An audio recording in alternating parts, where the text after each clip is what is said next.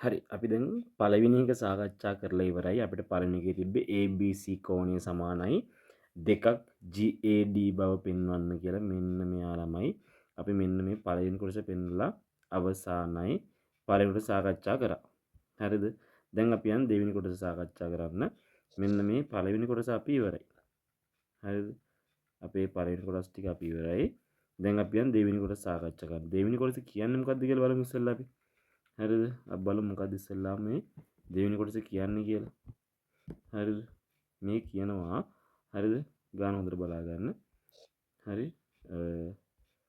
කියන්නේ CBA කෝණය. CBA කෝණය කියන්නේ කවුද බලමු අපි. CBA කෝණය. ළමයි CBA කියන්නේ මෙන්න මෙයා නේද? මේ අපි highlight කරගත්තේ. CBA කියන්නේ ABC ටම තමයි නම නේද? හරි? CBA ABC එකයි. එයාමයි. එයා එකතු කිරීම ඊළඟට ඉන්නේ CAE කියලා එක්කෙනෙක්. CAE මම මාක් කරගන්න CAE කියන්නේ කවුද කියලා. ඒ මම highlight කරගත්ත එක්කෙනයි මෙන්න මේ දැන් මාක් කරන එක්කෙනයි එකතු කරාම අංශක 90ක් කියලා පෙන්වන්නලු. හරිද? අංශක 90ක් කියලා පෙන්වන්නලු. ළමයි අපි කතා කරා නේද? මෙන්න මේ AE කියන්නේ මේ උඩ රූපේ බලන්න. AE කියන්නේ විස්කම්භය කියලා අපි කතා කරානේ. AE කියන්නේ විස්කම්භය. ඔයාලට මතක් වෙන්න ඕනේ විස්කම්භය කියන්නේ වෘත්තයක විස්කම්භයක්. මෙන්න මේ වගේ විස්කම්භයක් කියන්නේ අර්ධ වෘත්තයක් දැන් මෙයා. අර්ධ වෘත්ත දෙකක් නේ අතර මෙතන ඉන්නේ. මෙන්න මේ අර්ධ වෘත්තය කියන්නේ විස්කම්භයකින් මෙන්න මෙම හදන කෝණය අංශක 90යි කියලා ප්‍රමේයක් තියෙනවා. හරිද? ඔයාලට ඒක මතක් වෙන්න ඕනේ. එතකොට හරි මෙන්න මෙහෙම අංශක 90යි කියලා ප්‍රමේයක් තියෙනවා.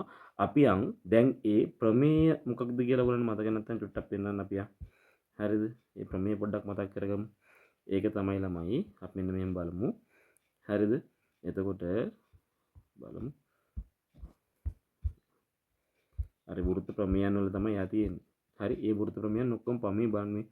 අර්ධ වෘත්තයක පිහිටි කෝණය ඍජු කෝණයකි. මෙන්න මේ AB කියන ළමයි විස්කම්භයක්.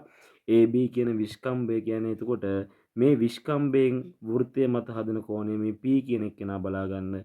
එයා අංශක 90යි. එයාට අපි කියන ප්‍රමේය තමයි අර්ධ වෘත්තයේ කෝණය. අර්ධ වෘත්තයේ කෝණය. එතකොට බලන්නකො ළමයි මෙන්න මේකේ දැන් මේකේ අංශක 90 වෙන්නේ කවුද කියන්නේ? මං එයාව කහ පාටකින් පෙන්වන්නම්. මේ AE කියන්නේ ඇවිල්ලා විස්කම්භය. එතකොට අර්ධ වෘත්තයක් වෙනවා. මෙන්න මෙයා අංශක 90යි නේද?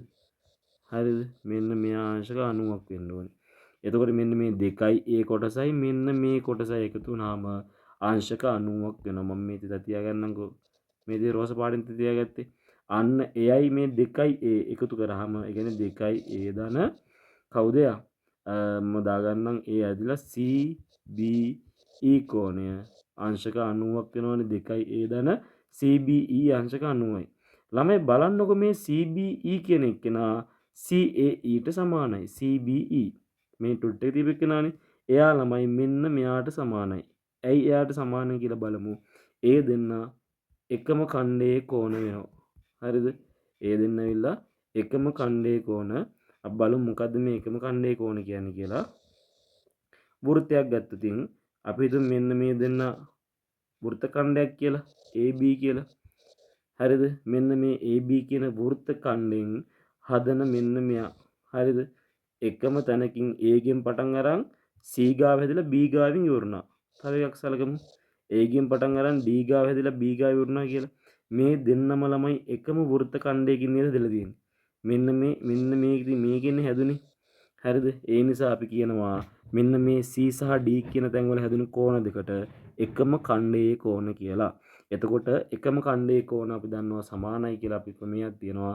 එතකොට හොඳට බලා ගන්න මේ අපේ ලොකු රූපේ බලා ගන්න.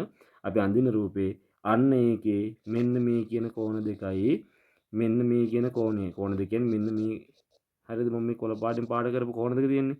අන්න ඒ දෙන්න සමාන වෙනවා ළමයි. හරිද? ඒ දෙන්න සමාන වෙනවා. අන්න එතකොට හරිද? ඒ දෙන්න සමානයි නම් අපිට මෙන්න මෙහෙම ලියන්න පුළුවන්. කවුරුද? CAE කෝණය සමානයි CBE ට. හරිද? එහෙනම් අපි මෙන්න මෙතනින් අපි මේ ඉස්සෙල්ලා මේ හරහාට ලියලා තිබ්බ සම්බන්ධයක් මොකද්ද ලියලා තිබ්බේ? 2a ධන CBE හරිද සමානයි අංශක 90යි කියලා නේද අපි ලිව්වේ. අර්ධ වෘත්තයක් නෙන්නේ. ඒ අංශක 90ක් වෙන්නේ. ළමයි 2a කියලා අපි දන්නවා 2a කියලා අපි දැම්මේ A B C ට මෙන්න මේ 2a හරිද මෙන්න මේ 2a කියලා දැම්මේ CBE ට මේ මෙතන ඉන්නේ මේ CBE නේ එයාට අපි දාමු CBE කියලා CBA E නෙවෙයි CBA හරිද CBE නෙවෙයි CBA නේ හරි 2a කියන්නේ CBA ට ඊළඟට ළමයි මේ CBE ට මේ බලන්න උඩ එක්කන මේ CBE මේ CBE නේ එයා වෙනුවට අපිට ලියන්න පුළුවන් CAE කියලා. ඒ දෙන සමානයෙන් ළමයි. ධන CAE කියන්නේ ඉතින් කීයද? අංශක 90යි. මෙන්න මෙයා තමයි අපිට පෙන්වන්න තියෙන ඊළඟ එක්කෙනා. ඔන්න දෙවෙනි ගානත් අපි හැදුවා. ඔන්න ඔය ආකාරයට තමයි අපි දෙවෙනි ගාන සාධනය කළේ. හරිද?